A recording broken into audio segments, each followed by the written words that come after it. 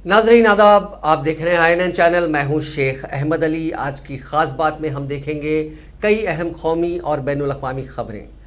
कच्चे तेल की बढ़ती कीमतों से निपटने के लिए हिंदुस्तान आज अपने स्ट्रैटेजिक यानी इमरजेंसी ऑयल रिजर्व में से 50 लाख बैरल रिलीज़ करेगा। एक टॉप गवर्नमेंट ऑफिशियल ने मंगल के रोज़ ये जानकारी दी। कच्चे तेल के इमरजेंसी स्टॉक को रिलीज़ करने का प्लान अमेरिका ने हिंदुस्तान, जापान समेत कुछ बड़ी मईशत वाले मुल्कों के साथ मिलकर बनाया है। इस कदम से पेट्रोल डीजल के दाम कुछ कम हो सकते हैं। केडिया कमोडिटी के डायरेक्टर अजय केडिया के मुताबिक अगर कच्चे तेल की घटती कीमतों का फ़ायदा पेट्रोलियम कंपनियां आम लोगों को देती हैं तो पेट्रोल डीजल की कीमतों में फ़ी लीटर 2 से 3 रुपये तक की कमी आ सकती है। हालांकि अगर आने वाले दिनों में डॉलर के मुकाबले रुपया कमज़ोर होता है तो कीमतों का कम होना मुश्किल हो जाएगा। कच्चा तेल अभी $80 फी बैरल के आसपास कारोबार कर रहा है। एनर्जी एक्सपर्ट नरेंद्र तनेजा ने कहा कि बाजार में तेल की सप्लाई बढ़ाने के लिए स्ट्रैटेजिक ऑयल रिजर्व को रिलीज किया जा रहा है। अमेरिका, हिंदुस्तान, साउथ कोरिया और जापान की कोशिश कच्चे तेल की कीमतों को $70 फी बैरल पर लाने की है। चीन ने भी स्ट्रैटेजिक रिजर्व से तेल रिलीज करने की तैयारी कर ली है। अगर क्रूड के दाम $70 तक आ जाते हैं तो जाहिर तौर पर हिंदुस्तानी कंज्यूमर्स को भी पेट्रोल, डीजल और LPG की कम कीमतों के तौर पर इसका फ़ायदा मिलेगा। इंडिया के पास ईस्ट और वेस्ट कोस्ट के 3 लोकेशंस पर लगभग 3 करोड़ 80 लाख बैरल कच्चे तेल का स्टॉक है। इसमें से 50 लाख बैरल 7 से 10 दिनों में रिलीज किया जाएगा। स्टॉक को मैंगलोर रिफाइनरी एंड पेट्रोमिक्स लिमिटेड MRPL और Hindustan petroleum corp limited HPCL को बेचा जाएगा। ये दोनों रिफाइनरी पाइपलाइन के जरिए स्ट्रैटेजिक रिजर्व से जुड़ी हैं। ओहदेदारों ने कहा कि बाद में और भी ज़्यादा स्टॉक को रिलीज किया जा सकता है। त्रिपुरा में इंतखाबी तशद्दुद के मामले पर सुप्रीम कोर्ट ने रियासती हुकूमत से पूछा कि क्या बीजेपी के रुकने असम्बली ने तालिबानियों की तर्ज पर तशद्दुद भड़काने की तकरीर की थी। सुप्रीम कोर्ट ने कहा कि अगर वाकई MLA ने ऐसी तकरीर की थी तो उनके खिलाफ क्या कार्रवाई की गई। सुप्रीम कोर्ट ने त्रिपुरा हुकूमत से पोलिंग वाले इलाके में इजाफी नीम फौजी दस्तों की तैनाती पर भी गौर करने का मशवरा दिया। सवाल के दौरान त्रिपुरा हुकूमत की जानिब से पेश होने वाले महेश जेठ मलानी ने कहा कि हमें नहीं लगता कि वो तशद्दुद भड़काने वाली तकरीर थी। MLA को पूछगछ के लिए भी तलब किया गया है। वहीं TMC की जानिब से पेश होने वाले जयदीप गुप्ता ने कहा कि हालात इतने ख़राब हैं कि खौफ की वजह से CPM ने अपनी उम्मीदवारी वापस ले ली है। अगर हम खड़े ना हुए तो वहाँ हिज़्ब इख्तिलाफ बाकी नहीं रहेगा। TMC का इल्ज़ाम है कि 18 अगस्त को त्रिपुरा के BJP MLA अरुण चंद्र भूमक ने पार्टी कारकुनों से तालिबानी अंदाज में TMC कायदीन पर हमला करने की अपील की थी। पार्टी ने अपनी तौहीन अदालत की अर्जी में कहा कि सुप्रीम कोर्ट के हुक्म के बावजूद त्रिपुरा में इंतखाबात के दौरान हालात ख़राब हो रहे हैं। ऐसे में सुप्रीम कोर्ट को त्रिपुरा के अफसरान के खिलाफ तौहीन अदालत की कार्रवाई करनी चाहिए। समाज के दौरान तृणमूल कांग्रेस की जानिब से सुप्रीम कोर्ट को कुछ तस्वीर पेश की गई। TMC की तरफ से पेश होने वाले एडवोकेट जयदीप गुप्ता ने कहा कि त्रिपुरा में सूरत हाल बहुत संगीन है। पुलिस मौजूद है लेकिन कुछ नहीं कर रही है। सहाफ़ी को मारा पीटा गया है। नारे लगाने की पादाश में पार्टी रुकन सयोनी घोष के खिलाफ FIR दर्ज कर ली गई है। मुतासरा होने के बावजूद उन्हें इक़दाम कत्ल के इल्ज़ाम का सामना है। उन्होंने कहा कि वोटरों को मुतासिर किया जा रहा है क्योंकि रियासती मिशनरी और पुलिस काम नहीं कर रही है। All India Muslim personal law board ने एक अहम कदम उठाते हुए कानपुर में अपने 2 रोज़ा जनरल बॉडी मीटिंग के दौरान मुख्तलिफ समाजी शोबों से ताल्लुक़ रखने वाली 30 मुस्लिम ख़वातीन को रुकनियत फराहम की है और 3 ख़वातीन को एग्जीक्यूटिव कमेटी के मेंबरान के तौर पर मुकर्रर किया है। इसे मायानाज उलमा के ज़ेर इंतज़ाम हिंदुस्तान की आला इस्लामी तंजीम में मुस्लिम ख़वातीन को बाइख्तियार बनाने की कोशिश के तौर पर देखा जा रहा है। 9 मुंतखब ख़वातीन मेंबरान के पास कोई मजहबी अलक़ाब या मदरसे की डिग्रियाँ नहीं है, लेकिन उनके पास शरई क़वानीन के मुताबिक माशरे की खिदमत करने का तजुर्बा है। बोर्ड के एग्जीक्यूटिव कमेटी के रुकन मौलाना खालिद रशीद फिरंगी महली ने कहा कि हैदराबाद से डॉक्टर अस्मा जहरा एक खैराती अस्पताल चलाती हैं। लखनऊ की डॉक्टर निखत परवीन एक माहिर तालीम है जो कि उत्तर प्रदेश में स्कूल और मदारिस चलाती हैं और दिल्ली की एक समाजी कारकुन अतिया परवीन को एग्जीक्यूटिव कमेटी का रुकन मुकर्रर किया गया। मौलाना खालिद ने कहा कि मुल्क भर से मुस्लिम ख़वातीन के नामों की सिफारिश की गई थी और बोर्ड ने उन ख़वातीन को नामजद किया है जो काबिल हैं और समाजी शोबों में काम करने वाले मुसलमानों के साथ मिलकर काम करती हैं। बोर्ड की जानिब से समाजी या ख़ानदानी मसाइल से निपटने में मुस्लिम ख़वातीन की मदद के लिए एक ख़वातीन हेल्पलाइन भी चलाई जा रही है। मुस्लिम पर्सनल लॉ बोर्ड ने एक ही नशिस्त में 3 तलाक देने, जहेज़ के चलन, शादियों में इसराफ और दीगर समाजी बुराइयों के खिलाफ अवामी बेदारी पैदा करने के लिए खुसूसी पैनल तश्कील दिए हैं। ख्याल रहे कि all India Muslim personal law board का 2 रोज़ा इजलास उत्तर प्रदेश के कानपुर में 21 नवंबर को इख्तिताम पजीर हुआ, जिसमें कई अहम फैसले लिए गए। इस इजलास में जहां मौलाना राबी हसन नदवी को 6ठी मरतबा मुस्लिम पर्सनल लॉ बोर्ड का चेयरमैन मुंतखब किया गया, वहीं यकसा सिविल कोड, जबरन मजहब तब्दीली, सीए, मॉब लिंचिंग और दीगर अहम इश्यूज़ पर गौर व खौज भी हुआ। ऐसी सूरत में जबकि मरकजी हुकूमत ने मुतनाज़िया ज़रई क़वानीन को वापस ले लिया है, शहरियत तरमीमी कानून यानी सीए की वापसी का मुतालबा भी जोर पकड़ने लगा है। इस ताल्लुक से मुस्लिम पर्सनल लॉ बोर्ड ने भी अपनी आवाज़ बुलंद की है। इस इजलास में 11 अहम करारदादें पास हुई हैं, जिनमें सीए वापसी का मुतालबा भी शामिल है। इंडिया और न्यूजीलैंड के बीच खेले जाने वाले पहले टेस्ट मैच से साबिक BCCI board of cricket control of India के फैंस के निशाने पर है। इसकी वजह है कानपुर में खिलाड़ियों का डाइट चार्ट। मंगल की सुबह ट्विटर पर बीसीसीआई प्रोमोट्स हलाल ट्रेंड होने लगा। कानपुर टेस्ट के लिए दोनों टीमें कानपुर पहुंच चुकी हैं और सभी खिलाड़ी होटल लैंडमार्क टावर में बायो बबल में रहेंगे। जैसे ही लोगों को पता चला कि मेन्यू में हलाल मीट को शामिल किया गया है, वैसे ही सोशल मीडिया पर हंगामा मच गया। इसे लेकर बोर्ड पर सवाल उठ रहे हैं। ट्वीट पर 21,000 से भी ज़्यादा लोग बीसीसीआई को हलाल मीट सर्व करने के लिए सवाल उठा रहे हैं। बता दें कि अमूमन हिंदू मज़हब के लोग झटके से काटने वाले जानवरों को खाते हैं, जबकि मुस्लिम तबका आज भी हलाल मीट ही खाना पसंद करता है। एक खबर के मुताबिक बोर्ड ने टीम इंडिया के खिलाड़ियों के लिए खाने का मेन्यू जारी कर दिया। ऑल डे काउंटर स्टेडियम में mini breakfast, lunch, T time snacks और रात में डिनर शामिल है। इस मेन्यू से पोर्क और बीफ बाहर रखे गए हैं। वेजिटेरियन खाने में, माफ़ कीजिएगा, नॉन वेजिटेरियन खाने में हलाल मीट को शामिल किया गया है। बीजेपी सदर जेपी नड्डा ने कांग्रेस और दीगर मुखालिफ पार्टियों की अखरबा परवरी पर हमला करते हुए कहा कि बीजेपी ऐसी पार्टी नहीं है जहां किसी कारकुन को तंजीम में आगे बढ़ने के लिए किसी खास कुंबे में पैदा होना पड़े। नड्डा ने मंगल को उत्तर प्रदेश दौरे के दूसरे दिन कानपुर में पार्टी के रीजनल दफ्तर का इफ्तिताह करते हुए कहा कि बीजेपी एक ऐसी पार्टी है जहां सामने बैठा हुआ कारकुन कल को स्टेज पर रियासत की क़यादत कर सकता है।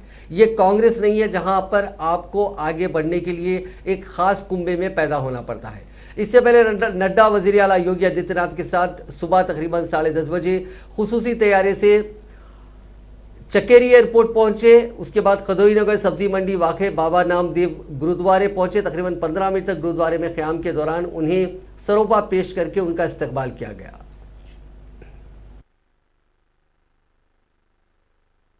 आज जब मैं यहां बूथ सम्मेलन में आया हूं और मैं बूथ अध्यक्षों का जब मैं उत्साह देख रहा हूं, तो मुझे संपूर्ण भरोसा है कि भारतीय जनता पार्टी का एक एक बूथ अध्यक्ष पूरी ताकत के साथ बुंदेलखंड में और उत्तर प्रदेश में विजयश्री हासिल करने में कोई कसर नहीं छोड़ेगा। ये मैं आपको विश्वास दूं। हम राष्ट्रवाद में विश्वास करते हैं, वो परिवारवाद में विश्वास करते हैं। हम सबका साथ में विश्वास करते हैं, वो वोट बैंक पर विश्वास करते हैं। मेरी जाति, मेरा वर्ग, इससे बाहर नहीं, इसी को जोड़ो। हम राष्ट्रभक्त तिलक पटेल गांधी को याद करते हैं और उनको आज भी जिन्ना याद आता है। मित्रों, हमारे पास नेता है,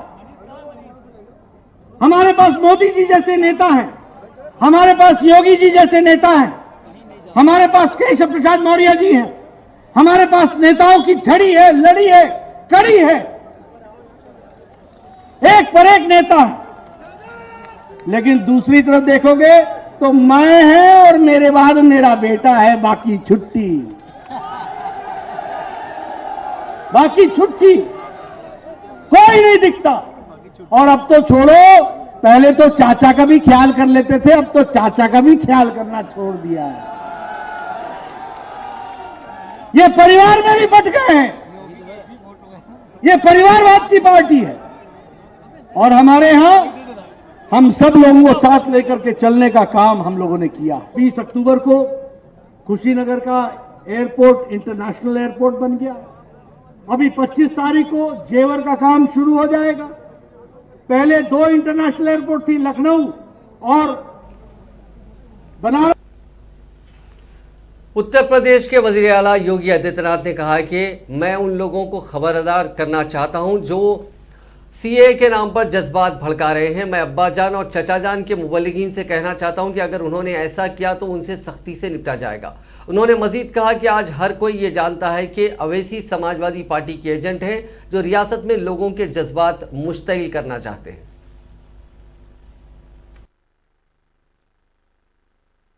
आज यहां पर मैं चेतावनी दूंगा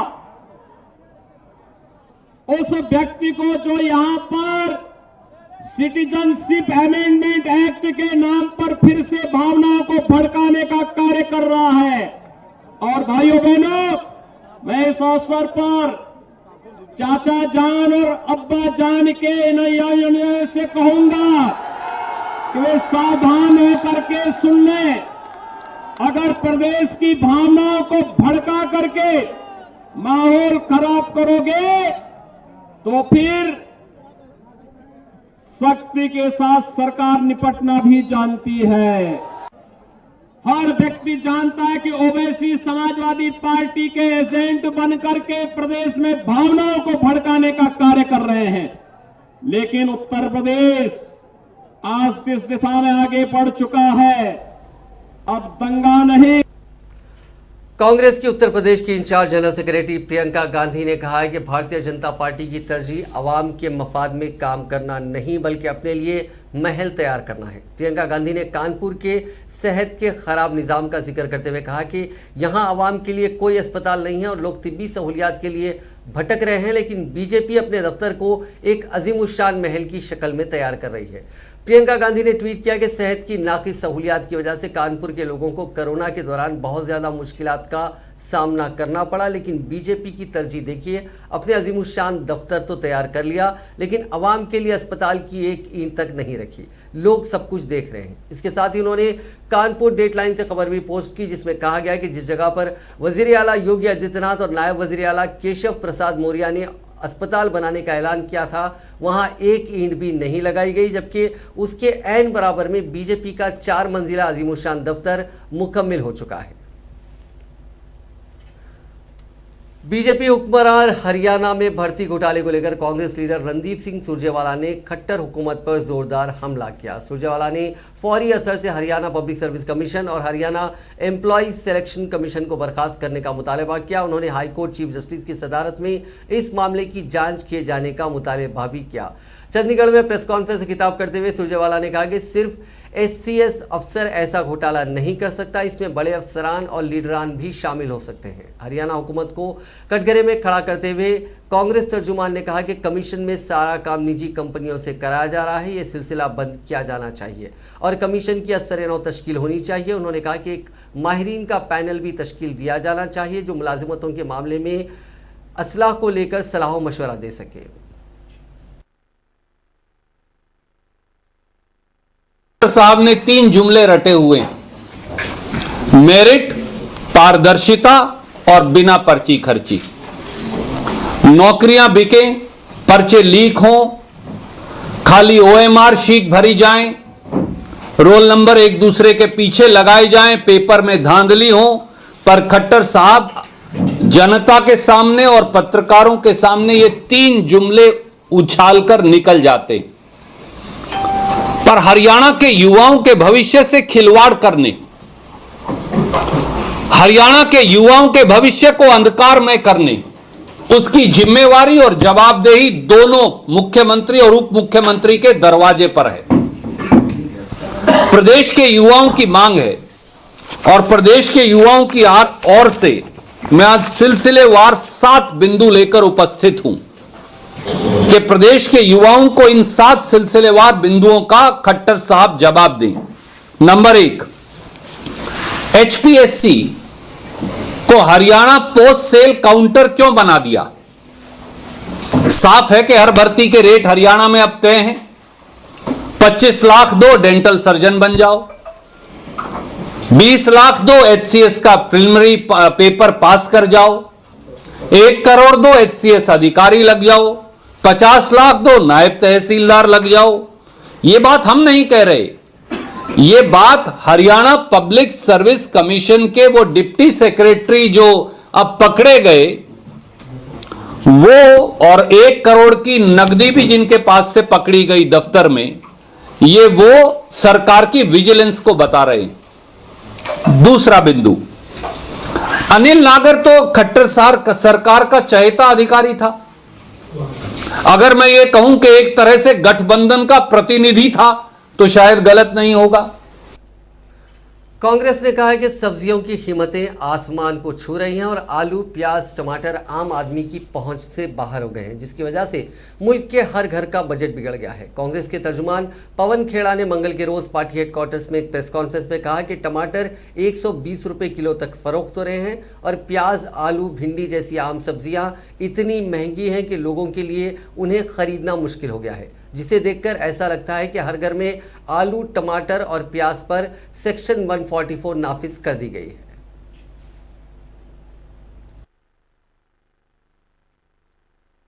सरकारें बननी और बिगड़नी चाहिए, इस पर विपक्ष को आंकना चाहिए कि विपक्ष की आवाज उठाता है या नहीं उठाता। महीने के अंत में जेब में कितना पैसा बचा, इस पर सरकार के परफॉर्मेंस को नापना चाहिए। मैं कोई ज्ञान बांटने नहीं बैठा हूं, लेकिन दर्द बांटने बैठा हूं कि क्यों हम इन मुद्दों से भटकने देते हैं। विपक्ष को भी आप भटकाने पर मजबूर करते हैं कि नहीं साहब इस पर जवाब दीजिए, कि नहीं देंगे साहब इसी पर बात करिए। क्यों सरकारों को हम अनुमति देते हैं इन मुद्दों से भटकने की या भटकाने की? क्यों इतने महंगे हुए हैं? क्योंकि इनपुट कॉस्ट, बार बार रणदीप भाई आकर कई बार बोल चुके हैं, हम सब बोल चुके हैं, बार बार इस मुद्दे पर बोलते हैं कि साहब इनपुट कॉस्ट बढ़ गया है। डीएपी, डीजल और जो तमाम कृषि उपकरणों पर जीएसटी लगाया आपने, प्री कोविड जो हुआ हम सबने देखा, ड्यूरिंग कोविड जो हुआ हम सबने देखा, पोस्ट कोविड की कोई तैयारी नहीं थी, वो आज दिख रहा है। 30 नवंबर को मुफ्त अनाज योजना भी बंद हो जाएगी। यह आपकी तैयारी है पोस्ट कोविड से डील करने की।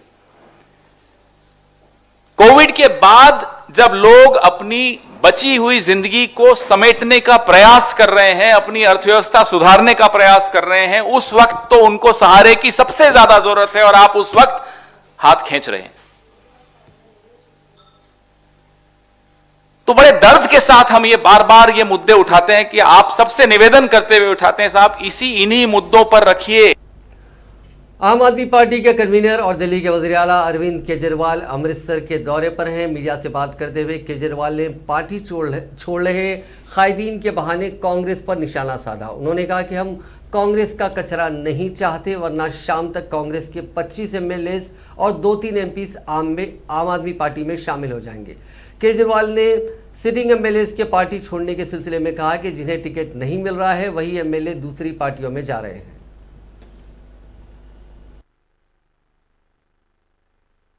देखिए, हर पार्टी में होता है कि जिसको टिकट नहीं मिलती वो नाराज हो जाते हैं, उनको मनाने की कोशिश की जाती है।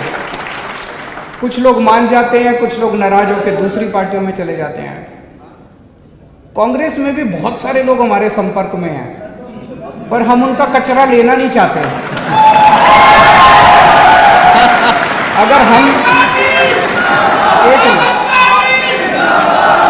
अगर हम उनका कचरा लेना चालू कर दे, आज शाम तक मैं चैलेंज कर रहा हूं 25 कांग्रेस के एमएलए हमारी पार्टी में शामिल हैं।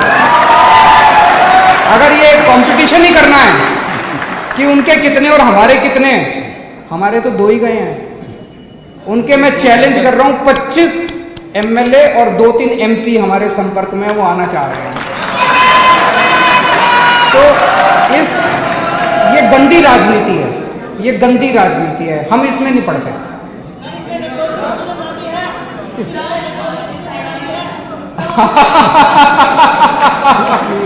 उनका प्रश्न है कि क्या उसमें नवजोत सिंह सिद्धू का नाम भी है। मैंने अभी 2-3 दिन पहले उनका इंटरव्यू देखा था, चन्नी साहब का।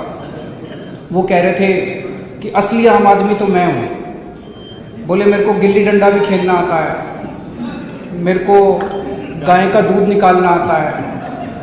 तो बोले असली आम आदमी मैं हूँ, वो केजरीवाल जो है वो आम आदमी नहीं है। मैं उनसे 100% सहमत हूँ। मेरे को गिल्ली डंडा खेलना नहीं आता, मेरे को कंचे खेलने नहीं आते, मेरे को बच्चों के स्कूल बनाने आते हैं, मेरे को अच्छी शिक्षा देनी आती है, मेरे को बच्चों का भविष्य बनाना आता है, मेरे को गाय का दूध नहीं। वेस्ट बंगाल की सीएम ममता बनर्जी फिलहाल दिल्ली दौरे पर हैं। इस दौरान उन्होंने कई कायदीन को टीएमसी की रुकनियत दिलाई। इनमें कांग्रेस कायद कीर्ति आज़ाद और अशोक तंवर का नाम भी शामिल है। ममता का ये दौरा 25 नवंबर तक चलेगा। इससे पहले 24 नवंबर को ममता बनर्जी वजीर आजम नरेंद्र मोदी से मुलाकात करेंगी। कांग्रेस कायदीन के पार्टी छोड़कर टीएमसी में शामिल होने से बिफरे बंगाल कांग्रेस के सदर अधीर चौधरी ने कहा कि ममता दिल्ली में खरीदो फरोख्त करने आई है। हरियाणा के साबिक कांग्रेस कायद अशोक तंवर ने टीएमसी की रुकनियत हासिल कर ली। तंवर कभी कांग्रेस एमपी राहुल गांधी के करीबियों में माने जाते थे। तंवर हरियाणा कांग्रेस के रियासती सदर रह चुके हैं। हालांकि पिछले असेंबली इंतखाबात में टिकट बंटवारे में पैसे लेने के इल्जामात के बाद उन्होंने पार्टी छोड़ दी थी। भूपेंद्र सिंह हुड्डा के साथ तलखी भी उनके कांग्रेस छोड़ने की बड़ी वजह रही। तंवर ने टीएमसी में जाने के बाद कहा कि मुझे कोई परेशानी नहीं है, देश परेशान है। ममता के अलावा कोई नहीं है जो बीजेपी को चुनौती दे सकता है। ममता के अलावा कोई और नहीं है जो बीजेपी से काफ़ी मजबूती के साथ लड़ सकता है। वहीं कांग्रेस कायद कीर्ति आज़ाद ने मंगल के रोज़ दिल्ली में टीएमसी की रुकनियत हासिल की। ममता बनर्जी की मौजूदगी में आज़ाद ने पार्टी की रुकनियत ली। इस मौके पर आज़ाद ने कहा कि बीजेपी लोगों को बांटने की सियासत करती है। आज़ाद पिछले लोकसभा इंतखाबात से पहले बीजेपी छोड़कर कांग्रेस में शामिल हुए थे। उन्होंने धनबाद लोकसभा सीट से इलेक्शन भी लड़ा था, लेकिन जमानत जब्त करवा बैठे थे। इतना जल्दी हम हरियाणा में आएंगे। आप लोगों को बहुत बहुत धन्यवाद, शुक्रिया अदा करने चाहूंगी कि आप लोगों ने इतना मेहनत से इतना दूर से आए हुए हैं और आप लोगों ने इतना अच्छा से डिसीजन लिया है जो देश के लिए आज बीजेपी के हराने के लिए ये हमारा सबसे बड़ा फैसला है। ये फैसला को हम नमस्ते कहती हूँ, हम नमस्कार कहती हूँ, हम सत श्री अकाल जी कहती हूँ, हम सलाम अलैकुम कहती हूँ, हम नमस्कार कहती हूँ। हम आप लोगों को जम्मू कश्मीर नेशनल कॉन्फ्रेंस के सरपरस्त आला और member parliament doctor Farooq Abdullah ने पाकिस्तान के साथ बातचीत शुरू करने पर जोर दिया। उन्होंने कहा कि जब चीन के साथ बातचीत हो सकती है तो पाकिस्तान के साथ मुज़ाकरा शुरू करने में क्या हर्ज है। इन बातों का इजहार उन्होंने जम्मू में मीडिया से बातचीत के दौरान किया। डॉक्टर फारूक अब्दुल्ला ने कहा कि हालात को मामूल पर लाने की खातिर बातचीत वाहिद रास्ता है। स्टेटहुड को वापस करें और दूसरा जो इन्हें हमारा ये ऑटोनॉमी जो है उसको जो इरोड किया है इसको वापस करें। आज जो पूरा इनकाउंटर पर क्या टेक है? देखिए, जहाँ तक वो है अब वो कोर्ट की इंक्वायरी है। हम तो चाहते हैं कि मैजिस्ट्रेटियल इंक्वायरी नहीं होनी चाहिए, इसकी जुडिशियल इंक्वायरी है, जज इंक्वायर करना चाहिए, क्योंकि मैजिस्ट्रेट जो है वो गवर्नमेंट के नीचे आ जाता है और वो गवर्नमेंट के ही दबाव में कुछ भी कह सकता है, क्योंकि अभी हमारे पास ऐसे लोग नहीं हैं जो कि इस गवर्नमेंट का मुकाबला कर सके और सच्चाई बोल सके। एक ही प्रेसिडेंट सिर्फ डेली वीज़ा के लिए जो पुराने समय की सरकारों में लगाए गए थे उनके हालात जी मैंने देखा, वो भी एक तो इनको जो निकाला जा रहा है ये गलत है और जो ये डेली वेजेस हैं पॉलिसी नहीं बनाई जा रही। इनको फौरन कोई बनाना चाहिए, नहीं तो यहाँ पे ऐसे हालात बन जाएंगे फिर कंट्रोल से बाहर हो जाएंगे। पीडीपी सदर और साबिक वज़ीर आला महबूबा मुफ्ती को मंगल के रोज़ एक बार फिर नज़रबंद रखा गया। पार्टी के एक लीडर ने बताया कि महबूबा मुफ्ती को मंगल के रोज़ हैदरपुर मुतनाज़िया एनकाउंटर में हलाक होने वाले अल्ताफ़ अहमद और डॉक्टर मुदस्सिर गुल के घर ताज़ियत के लिए जाना था, लेकिन उन्हें घर से बाहर निकलने की इजाज़त नहीं दी गई। ताहम सरकारी तौर पर महबूबा मुफ्ती की नज़रबंदी की कोई तस्दीक नहीं हुई है। कांग्रेस में फिर किताबी बम फूटा है। सलमान खुर्शीद के बाद अब कांग्रेस कायद मनीष तिवारी की किताब चर्चा में है। उन्होंने अपनी किताब 10 flash points 10 years national security situation that impact India में मनमोहन सिंह की यूपीए हुकूमत पर सवाल खड़े किए। तिवारी ने मुंबई में हुए 26/11 हमले के बाद पाकिस्तान पर किसी तरह का एक्शन ना लेने को कमज़ोरी बताया। किताब में तिवारी ने लिखा कि मुंबई हमले के बाद फौरी हुकूमत को पाकिस्तान के खिलाफ सख्त कार्रवाई करनी चाहिए थी। यह ऐसा वक्त था जब एक्शन बिल्कुल ज़रूरी था। तिवारी ने किताब में लिखा कि एक मुल्क जो कि पाकिस्तान है बेगुनाह लोगों का कत्लेआम करता है और उसे इसका कोई पछतावा नहीं होता। इसके बाद भी हम खामोश बैठे रहते हैं। ये ताकत नहीं बल्कि कमज़ोरी की निशानी है। सदर जमहूरिया रामनाथ कोविंद ने जान की बाजी लगाकर मादरे वतन की हिफाजत करने वाले जांबाजों को आज एक दिफाई तकरीब में बहादुरी के इनामात से नवाजा, जिनमें गलवान वादी में जौहर दिखाने वाले कर्नल संतोष बाबू को महावीर चक्र, सूबेदार संजीव कुमार को कीर्ति चक्र, 5 सुरमाओं को वीर चक्र और 6 जांबाजों को शूर्य चक्र से नवाजा गया। कोविंद ने मंगल को राष्ट्रपति भवन में मुनक्किदा दिफाई तकरीब के दौरान ये अवार्ड दिए। मरकजी वजीर बराए सड़क ट्रांसपोर्ट व शाहराह नितिन गडकरी ने आज कहा कि मुल्क में पुरानी गाड़ियों को ख़त्म करने के मकसद से कौमी पॉलिसी बनाई गई है। इससे न सिर्फ सड़कें साफ और महफूज होंगी बल्कि फ़िज़ाई आलूदगी में भी कमी आएगी और नए रोज़गार के साथ मईशत में हिंदुस्तानी ऑटोमोबाइल इंडस्ट्री की शिराकत में इजाफा होगा। गडकरी ने हुकूमत के ज़रिए मंजूर शुदा ELV स्क्रैपिंग व रिसाइकलिंग यूनिट मारुति सुजुकी का आज नोएडा में इफ्तिताह के मौके पर खिताब करते हुए कहा कि हिंदुस्तानी ऑटोमोबाइल इंडस्ट्रीज इस वक्त 7.5 लाख करोड़ रुपए की है, जो अगले 5 वर्षों में बढ़कर 15 लाख करोड़ रुपए तक पहुंच जाएगी।